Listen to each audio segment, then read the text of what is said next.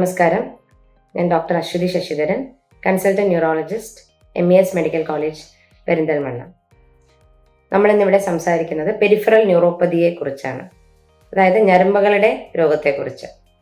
എന്താണ് peripheral neuropathy? നമ്മുടെ സുഷുമ്ന നാഡിയിൽ നിന്ന് അഥവാ സ്പൈനൽ കോഡിൽ നിന്ന് ഇറങ്ങി പുറത്തേക്ക് വരുന്ന ഞരമ്പുകളെ ബാധിക്കുന്ന അസുഖത്തെയാണ് നമ്മൾ പെരിഫറൽ ന്യൂറോപ്പതി എന്ന് വിശേഷിപ്പിക്കുന്നത്. ഇതിൻ്റെ രോഗലക്ഷണങ്ങൾ ഏത് തരം ഞരമ്പിനെയാണ് രോഗം ബാധിക്കുന്നത് എന്നതിനെ അടിസ്ഥാനപ്പെടുത്തിയാണ്. പ്രധാനമായും 3 തരത്തിലാണ് ഞരമ്പുകൾ ഉള്ളത്.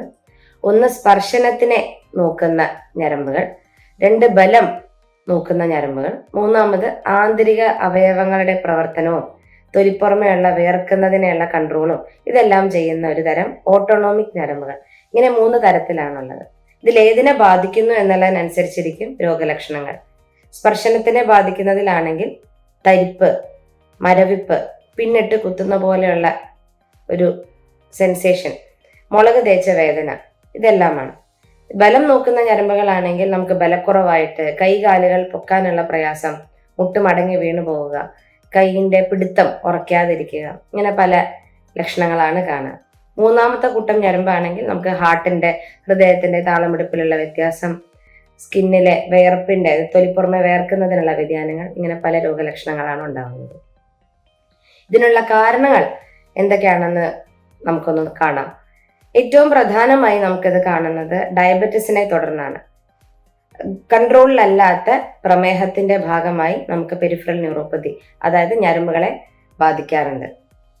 ഒരു വലിയ ശതമാനം ഇതുപോലെ സെക്കൻഡറി ആയിട്ടാണ് പെരിഫറൽ ന്യൂറോപ്പതി വരുന്നത്.